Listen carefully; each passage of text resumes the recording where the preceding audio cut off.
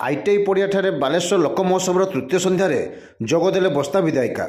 Baleshwar सहरर ITI पड़िया अनुष्ठित लोक महोत्सव आज होउछि तृतीय संध्या। ଏହି ଅବସରରେ ସନ୍ଧ୍ୟା 7ଟା ସମୟରେ ଆୟୋଜିତ ସଭାରେ ମୁଖ୍ୟ ଅତିଥି ଭାବେ ବସ୍ତାର ବିଧାୟକ ସୁବାସିନୀ ଜେନା ଯୋଗଦେଇ ମହୋତ୍ସବ ବିକାଶର ଅନ୍ୟ ନାମ ବୋଲି ମତବ୍ୟକ୍ତ କରିଛନ୍ତି।